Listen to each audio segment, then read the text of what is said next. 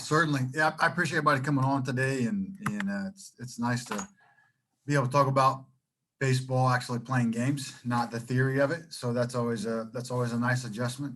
No, we're excited and ready to go. I don't know if we're ready to play, but the season's here, and so we're gonna go play the games. But no, I appreciate it. I hope everybody's doing well and safe and healthy and excited to get going.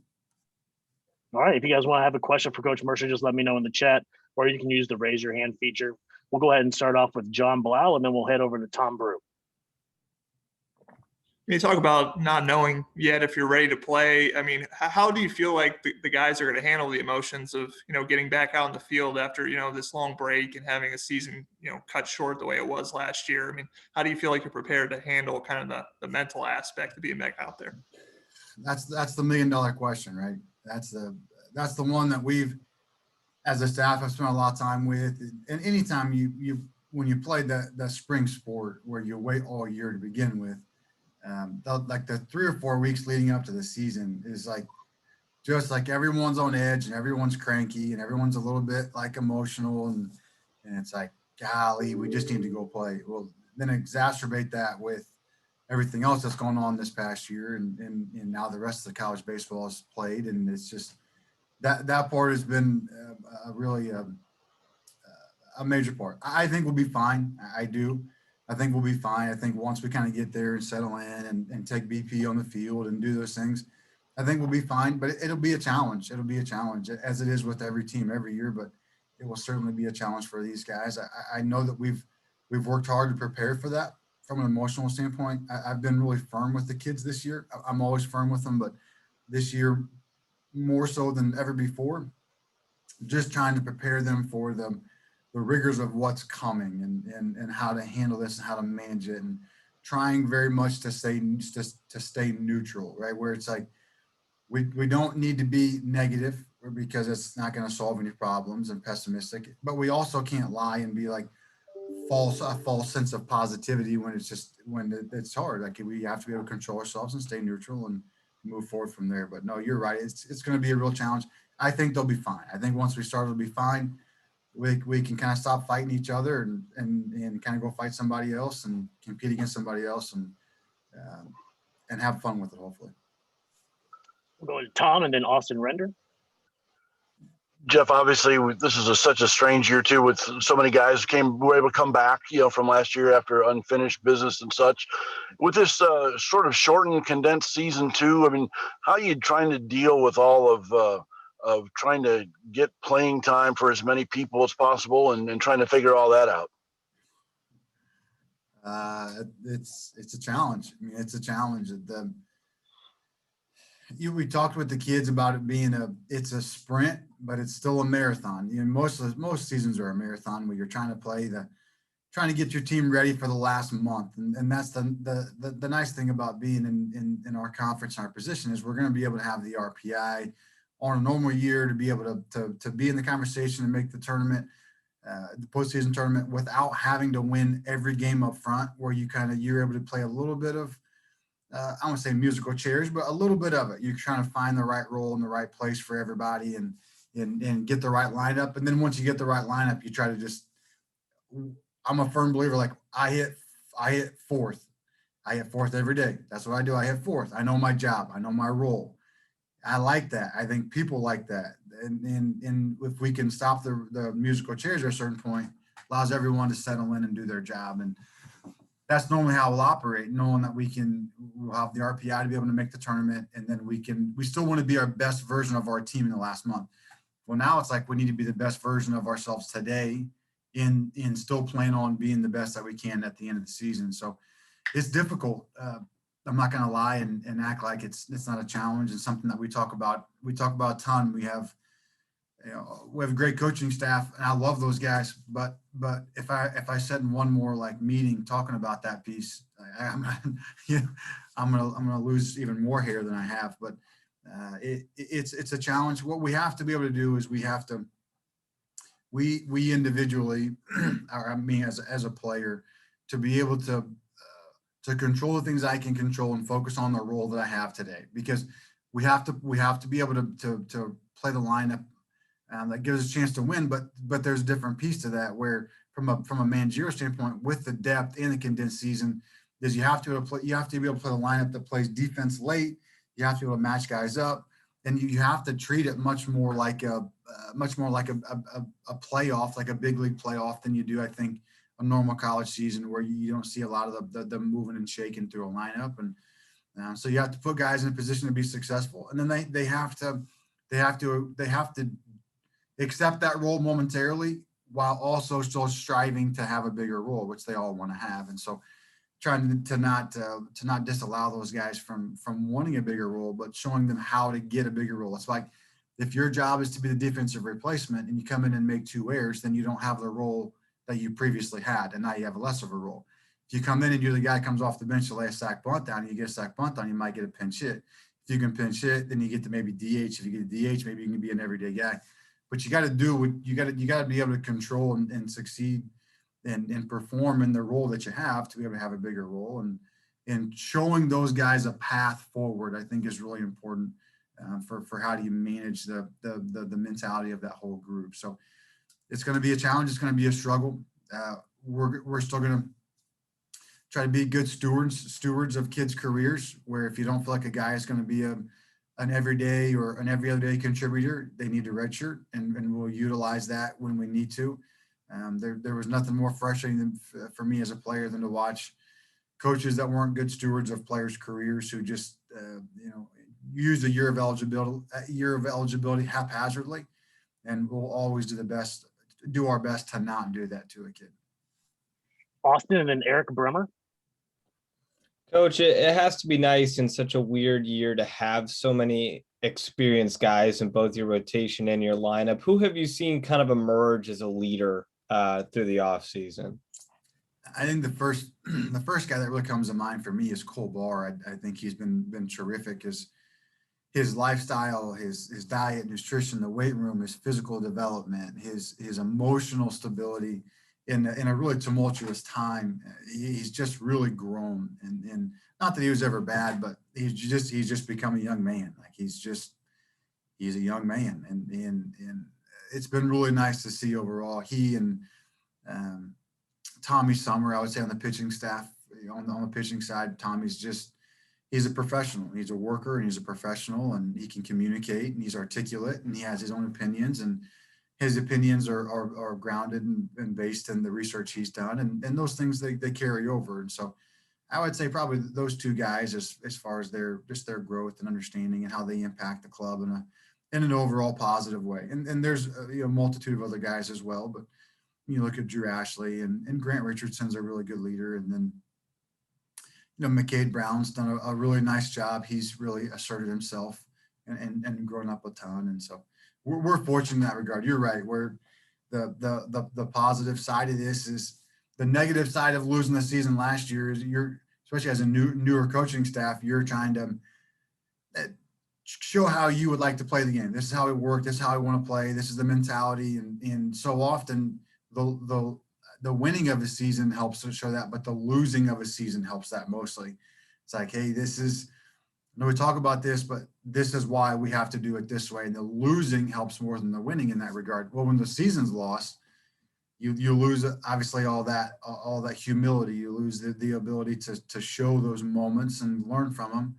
And so having the positive side of that, where the draft is shortened and guys coming back for an additional year, is those guys can now communicate in your locker room, and you hope that they do. And I think our guys have. So hopefully we won't have as many growing pains as you would normally have over the course of a season because those guys have returned. Eric Bremer, and then we'll go back to John Blau. Hey, Coach, how stretched out is your pitching staff this year in comparison to a normal week before opening day? And is there any concern about, innings limits or anything like that on the back end of the season, given that your players not only didn't have most of a collegiate season, but also didn't have a summer collegiate season either? That's an awesome question. Our guys are further along than they would normally be. We've been able to get up to 5 and 6 innings for those starters in a practice setting, which is a lot, especially when you have hour limitations. There's just only so many hours you're allowed to practice. So we want to get those guys worked up. I feel like we'll be at 100 pitches or so, 90 to 100 pitches, depending upon the guy. as we go into the season. So it really puts us in a better position that way to be able to work them up without having to work them up in the course of the season. You know, normally you're at 60 or 70 pitches and you got 5 innings or 4 innings maybe for a starter. Now all of a sudden you're trying to cover a bunch of innings and guys that aren't ready, and you end up ruining a lot of guys' confidence in a really poor setting situation. As obviously as you know, the not having innings last year hurt the staff in the fall. I'll be honest. Like the hitters were much further ahead than our pitchers this past fall because they didn't have the spring. Mostly didn't have the physical training. A lot of those guys were big physical young kids that need to be in the weight room, need to be with on throwing programs. And when the shutdown happened, the hitters can go off the machine and hit. You can go get BP. You can get that kind of stuff in. The pitchers, they're just down, or they're throwing once a week in a league and not the same. Velocities were down and stuff was down, and some ticky-tack injuries here and there. And so what we really focused on through that was we've got to get these guys back into the weight room. We've got to get them physically where they're capable of just handling that workload. And I would say about a month ago, you could see that 3 or 4 months of real investment, of taking a step back, reassessing and making some adjustments. You could see it start to go, and the pitching staff has been terrific. And the roles have kind of reversed, which is what I told the pitchers and the hitters in the fall. You know, in the fall, it's like, well, you know, we're struggling to pitch and our offense is some juggernaut. And I'm like, well, let's just wait. Because at some point in time, it'll be the we can't hit it all, and our pitching staff is unhittable, and that's not the reality either, right? So the kind of like water finds its balance, but the pitching staff has been really good. The velocities have been up. The off speed stuff has been really good. You're exactly right. That was a huge balancing act this fall and on off season was not having a season. Very, very limited summer ball, and the shutdowns really damaged the progress of the pitchers. And I gave the hitters a false sense of probably where they were at. And then the roles have kind of reversed as we've gotten into the spring. But they should be fine. We should be fine where we're at now. I think the physicality has replaced where it needed to be at. I don't see any issues with the back end of the season. I think we're deep enough and strong enough on the mound to cover the innings without having to stretch guys too much. The big question for me or concern is you have a couple bullpen arms that you really like, and it's like you just go to that well. It's like Braden Scott. Like if Braden Scott could throw every game, like he'd throw every game. Like I'm just like, give it to Braden Scott. He's the adult in the room. But you can't do that because you look up after 3 weeks and Braden Scott's got 12 appearances, and you're like, we got a problem. Like you can't have 40 appearances this year. So that's the issue you have to manage and make sure that you're growing that trusted bullpen room, because there was a time that Braden Scott wasn't in that room until he was. And he got in that room by getting out there and screwing up and then getting better and better and improving. But I think we'll be fine. I don't look at it as an issue. I think those guys, honestly, college baseball, this is the optimist in me. You know, the March 5th start date is about where college baseball should start or a week later in general. Just looking at the way that, like, we weren't ready to play 2 weeks ago. No one's ready to play 2 weeks ago. You look across the country, how many arm injuries have you already had? It's like real prospects, a bunch. And we could have been in that similar position. There were some guys that were still nicked up and not ready to go. So the blessing and the curse of this is we are more physically prepared than we would have been 2 weeks ago. And I'm glad we had that time. John, Tom, and then we'll go to Jared Rigdon. You already asked kind of about the depth of this team, and obviously a lot of veteran returners, but are there any, underclassmen, newcomers, like freshmen, sophomores that have impressed that, maybe could really push their way in? Paul Tates is a really fine player. He's a really competitive, intense kid. He reminds me of, I've told him this, he reminds me of a kid we had at Wright State, a kid named Matt Morrow, who is a terrific player, played pro ball for a little bit, and a really has a great offensive feel, a strong-handed kid, is a good defender. He's going to have to control his emotions. He wants to go now, right? He's a fighter, and so he's going to have to control himself. But he's a really good young one. Sam Murison is a young outfielder from Florida that has really done a good job. He's been really good. He's a smart player. He's a heady player, puts the ball in play. Plus, he's a really, really good defender, a good runner, has really made a strong push out of that young group.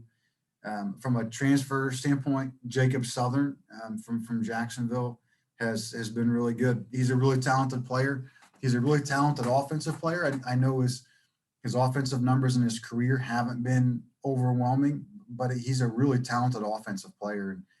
Had a little bit of arm stuff last year, nothing serious as a catcher, but has gotten back. I mean, he can really throw. Like there's not many catchers that you look at and it's like he changes the game in the way that he throws. And he's a guy that can really throw, can really transfer, can really throw. And in that regard, in the right situation, in the right setting, as you guys know, you play a certain style of team, you play a Louisville. Louisville's going to run. They're going to run. So having a guy like that in your back pocket can really alter the course of a game in the season. So I would say those three guys, two newcomers.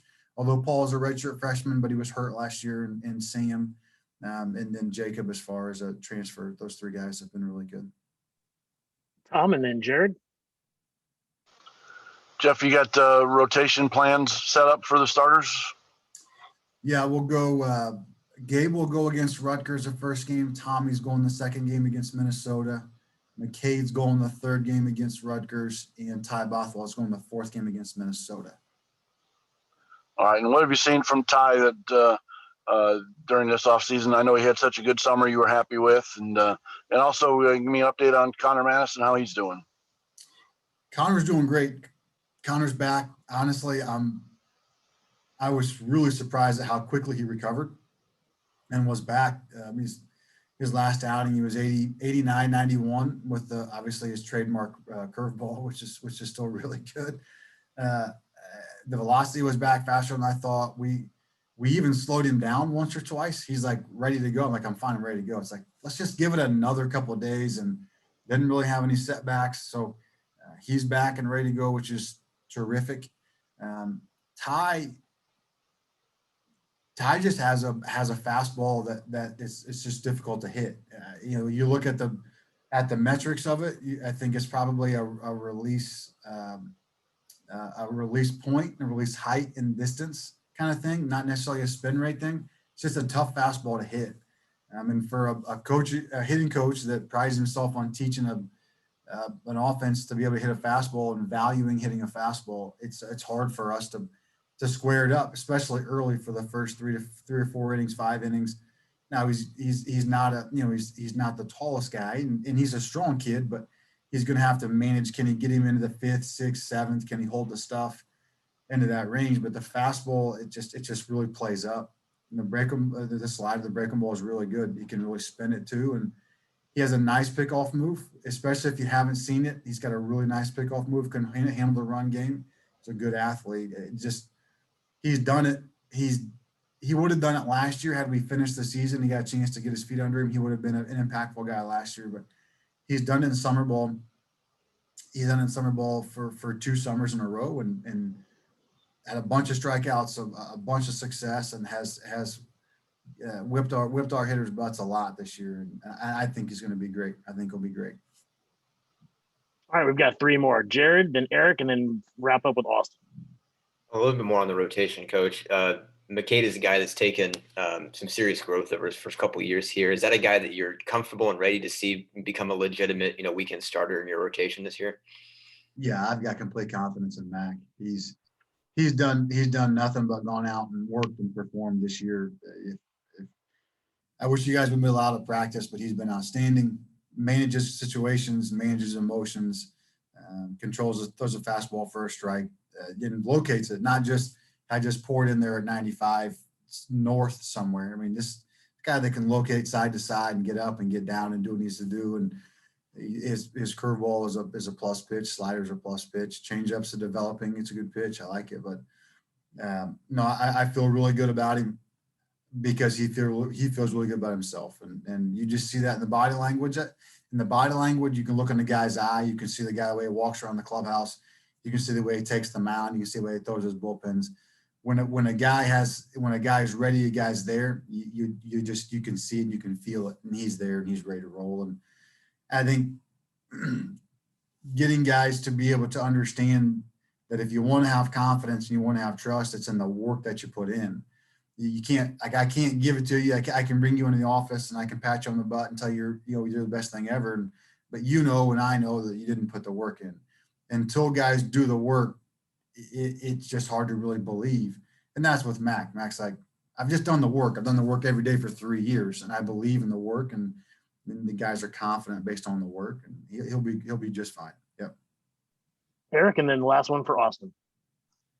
I'm on the call because I'm doing some games this weekend at US Bank Stadium, and I've been trying to ask the coaches about the challenges of playing indoors. I'm wondering how much outside time you've had, and if there are any concerns about your team playing their first live baseball in a while in such a weird environment. I hadn't worried too much about it until you brought it up. So now I won't sleep. I'm kidding. Yeah, there's always a concern. Just like what the background's going to look like.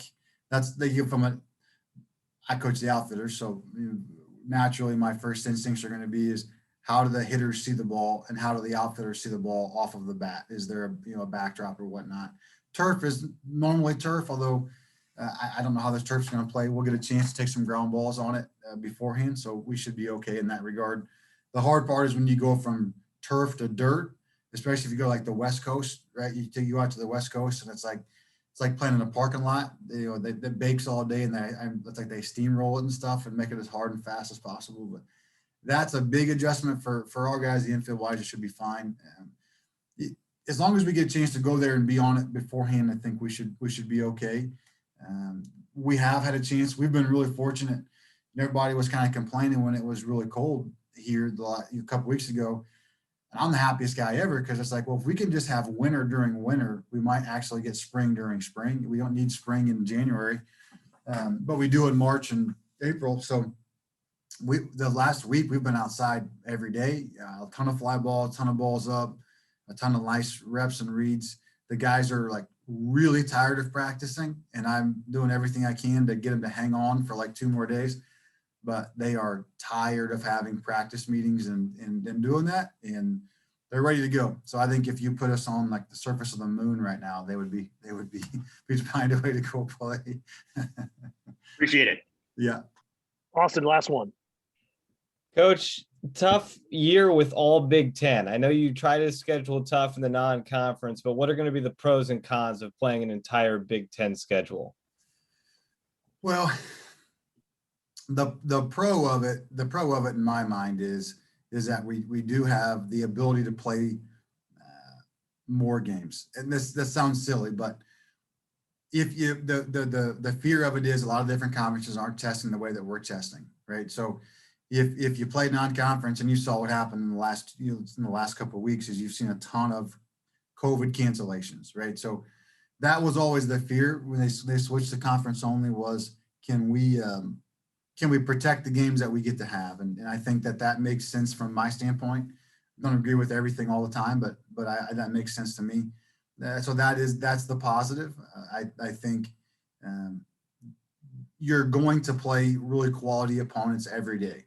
And if the goal for us is to be the best team that we can be at the end of the season, then we need to play really quality opponents as often as possible. So you're jumping in with both feet, and you're going to have to go and compete, and they all count. And so, I mean, there are certainly negatives that go along with it, but there's nothing you can do about it. So we're gonna go and manage it the best that we can. But I do think the positive of having a team that's battle tested and prepared for the postseason, if we're fortunate enough to get there, is a real positive. And you learn to play baseball at a high level when you're forced to play at a high level every day. And just like our pitching staff right now is really doing a good job. And so when an offensive player has a really poor at bat, there's no get out of jail free card. There's no like, well, you take a 2-1 fastball in the middle of the plate, you don't get another one. The at bat's just over. Just go sit down. And so that kind of idea extrapolated out over an entire season, I think does a lot for you, where you just hardens you. You have to play. Baseball is a game that you have to play in a certain fashion. You have to be able to do certain things. And if you don't do those, you just won't win if you're playing anybody worth a darn. And so we're going to play really good teams every day, and we're going to have to be good at those things. We'll get our butt kicked.